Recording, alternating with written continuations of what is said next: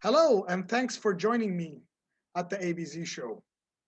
We have a great guest today, one of the pillars in building the Dubai's entrepreneurship ecosystem. Please help me welcome Natalia. Hi, Natalia. How are you? Hey Abe, great to be part of the show and thanks for the invite. It's always a pleasure to talk to you. I know me and you, we catch up regularly, and really nice to talk to you because the conversation always flows. So please tell me more about you and what you do. Well, obviously, you know me from the side of working with entrepreneurship ecosystem and working with the stakeholders to ensure that we have a clear pathway for entrepreneurs to explore the opportunities, the market opportunities that Dubai has to offer. And with that, working with entrepreneurship means working with all the side of the human side of people involved in the field. And we're talking about fear of failure, we are talking about ego game, we are talking about ambitious strive for self-realization. And if I look at myself, how I ended up working with entrepreneurs and being blessed of working with my organization, I could say that my genuine interest in human psychology and um, being people-centric has been very important. And you probably, we had a number of conversations before that what I do with my blog that I dedicate to psychology, to the organizational behavior and the science. I'm very much interested in many things, right? So entrepreneurship, human psychology, behavioral science, and technology, and what technology brings to us as individuals and how it shapes our interactions with each other and with ourselves as well. When we speak about how we could manage our stress, how we can have a greater quality of life using the technology and the tools that are available to us today. So that's in a nutshell the area of my interest, and I think we'll have a chance to talk about it, that we with you, as many people probably on listening to this podcast, we wear many hats. And I know that you wear, particularly, you're going to wear many hats for this show specifically. And but I want to just close up the introduction and basically concentrate on the subject of our conversation today that hopefully will be of value to the listeners. Fantastic, fantastic. And that's true. I will be wearing it. For people watching the YouTube video, I'll be watching a different hat for every guest. But so yeah, let's talk more. Let's talk about your beginnings. I know we've had an interesting conversation earlier about how you started and how you got here. It was a very inspirational conversation. So please enlighten us and enlighten our guests, our listeners. Well, sure, with pleasure. So it's very interesting that you're wearing a hat with a symbol of Canada. I'm coming not from Canada, but of the climate close enough to the Canadian one. So I was born in Siberia. For many people on this podcast, probably they know the place based on some of the anecdotes and the jokes, specifically when you refer to the cold AC rooms in Dubai specifically. I was born in Siberia. I've been always interested in the area of international affairs and decision making. So, and I have been studious in building myself toward pursuing the path in academia. I was looking at myself as the future professor in the international relations, in trade, and whatever it entails. With that, again, I want to recall that all of the things that I was dreaming about was taking place somewhere in the middle of Siberia. Sounds humorous to dream about international relations and make a difference there. And I was an excellent student. I was always a nerd, and I am still, and I'm fairly proud about it. Um, and one day I decided that it's time for me. I was already in college. It's time for me to start my career. And again, the reality back that time were very different from what young people have today. We didn't have such concept of internship. There was simply no such thing. You're supposed to finish your 5 years of education. And back that time, there was traditional system of 5 years. And then you go to work somewhere in whatever place is job placement you will get from the university, supported by university, or you will actually apply and get the job. So, and I called, one day I called my mother and I told her, Mom, you know, my area of interest, I'm an excellent student, and I feel that I'm ready to launch my international career. And I want to do two things. First of all, I want to start my career in Germany because a part of my family is German, and I was looking into the opportunities to have the overseas experience. And the second thing I told, I need to push my education forward, and I want to go to the US and I want to get my master's from the US. There was a pause on that call with my mother. And she started by answering that she loves me dearly. And she believes that I'm the smartest kid she has ever known. But unfortunately, those opportunities are probably not for the people like myself, because we're coming from a very humble beginning. And she wanted to protect me and warn me, protect me from the disappointment. But I was fearless. I said, no, Mom, if you believe me, if you love me, then I will show you what I can do. And just in the matter of 3 weeks after that call, after all my applications, I received the notifications that, first of all, when it comes to the internship, I got the internship in Germany with United Nations project. That was very exciting because that was organization I was so admiring. And Fulbright also notified me that I'm passing to the next stage. And of course, I called my parents and I said, look, your daughter is doing that. And it took another 3 weeks where I received another set of notification, and the one was saying that regretfully the project that I was supposed to be engaged in Germany was cancelled due to unprecedented circumstances. And unfortunately, I didn't pass to the next stage of the Fulbright scholarship. So we're talking about roughly 1.5 months where I was very high, and it was the next 3 months when I was very, very low. And it was the time when you sit, and back that time I was living with my roommates in college dorm, and I was sitting and I was like, I'm ashamed even to tell them. How I'm supposed to tell to my parents? And you know what?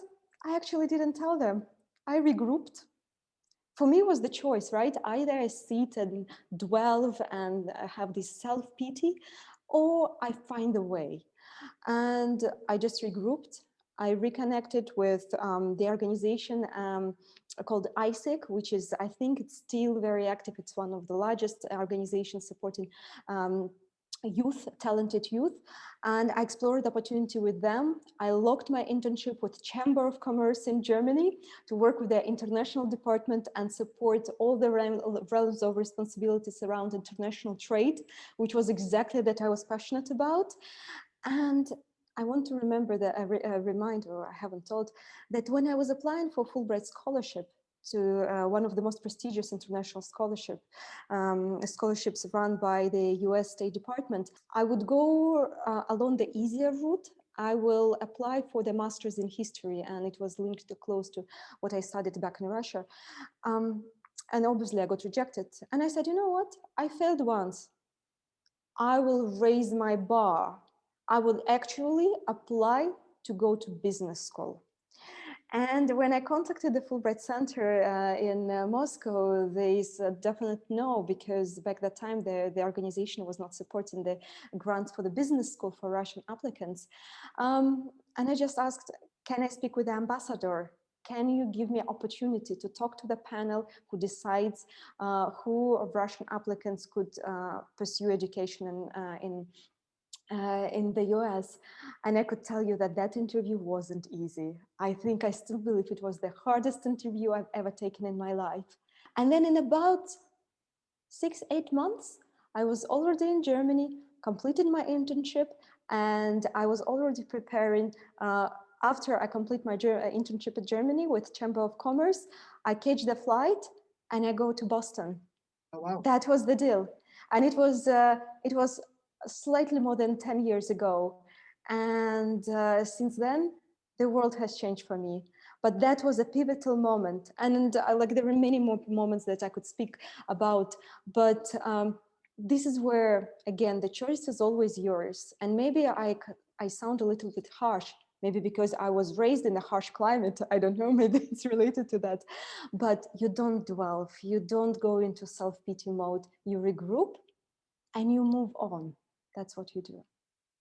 And you know what? I love exactly what you're saying, because you know, failure, or we talked about this, or even like small bumps in people's trajectory or where they're gonna go, right? Some people cannot really dig themselves out of that, right?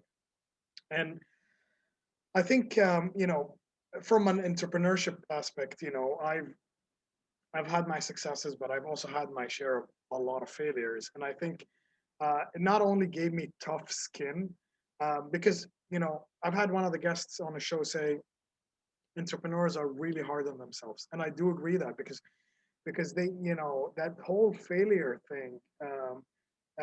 A, society looks down on it, and B, it really demotivates you from doing anything else. So this is something that I see with a lot of people. A small speed bump, and then they're like back to zero. While some people have already built a mechanism how to deal with that. And I think the cliche thing that in the Silicon Valley they say, "I'll fail fast," right? So because they want people to get that out of the way, and moving from different ecosystems, because I've started startups in Canada and in Jordan and in the UAE. Failing fast is something that I learned how to do, and honestly, it doesn't bother me anymore, which is kind of bothers me now if to think about it, because I should give it a bit more love and the new ideas. And essentially that is why how we met, through the program I'm running with Startup Bootcamp, is because I kind of done with starting something, and I want to give back whatever I've learned over my 17 18 years of entrepreneurship, starting companies, back to the a lot of the founders, because a lot of them fall into the same traps and the same failures that I went through. People think money is it fixes all the issues with startups. That's not true. It's always about the connections, about the businesses.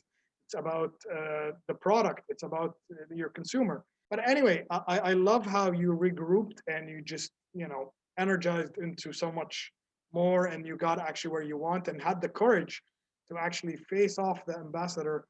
I'm sure that was not I'm sure that wasn't a very pleasant experience. I can tell you from I've had similar things in my life, but that was definitely. I think you walking into that meeting, your heart was like racing, like 100 beats per second, something like that. So Well, I think it's you touch a very important point about what's like. Let's speak about a little bit more on entrepreneurship front, because fear of failure is one thing, but the same. And you gave the example of Silicon Valley, where the kids are obsessed with this concept of failing fast, but then. California, Silicon Valley is the place where everybody is obsessed with retreats, meditation, and the industry is booming there because of why? Because of the issue of mental health. And this is where we need to speak about what defines you as a successful entrepreneur. yeah. Are you a successful entrepreneur where you make the headlines with a photo like with your hands to your chest, a little bit of 30-45 degree angle, and then some cringe base like website will publish about you? Or you're a successful entrepreneur where you do what you like, whatever you are bootstrapping, whether you are fundraising, and then you still have sanity, you have joy of life, you have drive, and you have a relationship with the people you cherish. So I think this is where, and slowly but gradually we are moving toward that, this importance of the mental health when it comes to conversation about successful entrepreneurship. It's not one way, and I think it definitely was the trend probably 10-15 years ago, where even 10 years ago, where remember this hustle culture. Yeah. Well, the most abused word in the conversation, in podcast, in YouTube videos, like hustle, hustle, hustle. Let me show you my hustle journey. And so I think we're moving from these two polarities where we show the rosy picture and we've already made it. It was so easy and no one sees the bumps. Or like, hustle, look at me, I'm suffering, I'm sleeping on the floor of the factory, right? To somewhere in the middle, Yeah. right? What it takes a good life.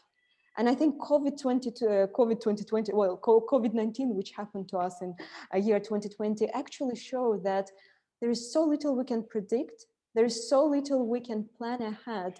And all we can concentrate on is the quality of our life today. And quality, again, I can speak about my own definition of a quality of life is about pursuing self-realization through the daily work. I am strong proponent and believer in the virtue of daily work.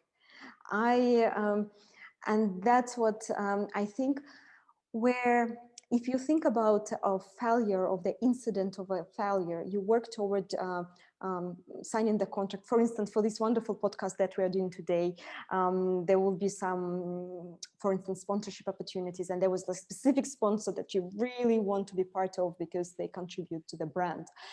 And then you were so much close and you spent so much time, and then it was just no for whatever management changed. But it's a one incident in the day, and it just like, and you know how to go through this day and you know what you need to do tomorrow. So, and I think if we start shifting from this perspective of the hard part of hustling, from the rosy dreamy picture that you want to see, and you focus on just the process today and every day worthwhile, that's where I think it will bring so much more peace, and it will help you to mitigate the fear, because most often we also like, we're not fear of something, right? We're fearful of the feelings that we will experience, right? When people are looking at us, when maybe there was a tone of voice and like will change or so on. But most of the time people don't care, right? In the end, we know this. But then the question is, do we believe that entrepreneurship is part of our genes and it's predefined, or it's something that we build and develop? So what do you think? So, you bring a very good point, actually, and which is this balance. I used to be, or I used to think myself as a hustler, like because I worked crazy hours. I would try to know this person and try to see how I can help them and see how I can get a piece. But as my entrepreneurship journey grew and as I got to meet a lot of people, and you touched on a couple of good points with the process and the mental health and the balance. And I think there's like a triangle relationship here that I really want to address because right now, uh, I have to say I'm not as a hustler as I used to be. But then again, I know what my strengths are and I know how much brain power or how much effort I need to do. And if it's, I'm not going to do things that are going to burn me out just because the sake to be a part of it. Even if there is a good financial, you know what I mean? Like for me, money is important for everybody, but money is not the goal that drives me. Money is it'll eventually get there if you get to what you want happen. And I did learn a lot of things about mental wellness, especially in COVID lockdown eras. Uh, I personally liked the lockdown because it gave me perspective on life and it gave me an understanding what I need to work on and what I don't need to work on, and as well as really eliminated all these toxic people in my life and certain people you work with, even in entrepreneurships, even they're the best at what they do, but you know not having to sit with them honestly opened my horizons to so much more. And I'm so much more productive, by the way. And I'm so much like I feel healthier because now I make better choices. I don't have to, jump into a million meetings and then I have to eat like the crappiest food or like right now I'm picky and choosy because that has happened. And I think that balance people don't get yet. Between the mental, between the choices, and between the process. The process. Right now, I have almost a process for everything in my life, which is sad, but you know what? But it makes me happy. That's the point. So that's why there's that triangle. And honestly, this is not copyrighted. I just came up with this, but right now you brought up these three very solid Mhm. pillars and I'm sure there's something around there. And you've worked with so many like entrepreneurs, and you see everybody on one of the angles of this triangle, or even another section. Some people are super hustlers, some people are all about the mental wellness, some people are not process oriented at all, and and having to balance them, some people struggle, and I struggled for a while, but now I think I have a lot more clarity on things that I do not want to do. But Abe, I think for us it's important. I want to establish for the people who are listening to us that we with you, we do not know ultimate truth, and we are not, well, at least me, I'm not preaching for ultimate truth, and I don't want to come here sitting in a like I catch the Zen. I know what's the right thing, because I think the beauty of life that at every part and stage of your life there is certain truth Yeah, that's applied to that stage of life. And so we are not hustling in this, in the term that we both of you, I think our generation knew it. But who knows, maybe in 5 years we have a chat that, like that, and we are doing this because it's a part of our life, because, and that's why I think it's fundamental, it's important that if I think about people like who are about like 18, 20 years old, and they're listening to us, and they're trying to manage their parents' expectations, figuring out, because they have spent already 1-2 years in college, and they realize that, look, no guarantee whatsoever if I ever secure that job, and the world is changing so fast. And then they're trying to, and everybody's saying you have to showcase your leadership skills, you have to be a member of this organization, of that organization. And then there is their peers who are doing the Instagram kind of life, and boasting about the lifestyle, and whatever hashtag they use. I don't read those. So again, not because I'm writer, so I'm just not interested and don't have time. But and these kids are sitting there and they're so struggling, and we can't, we probably are not in the position to say that you should not hustle, because probably at that period of time, you actually, through the hustle, you learn. Because what I learned the most, I learned about my own limits. I learned how to deal with difficult situation and how to deal with rejection. And I think this is what a lot of the kids who haven't gone, who, for instance, maybe have been born in a very soft environment, from the perspective, safe environment, from the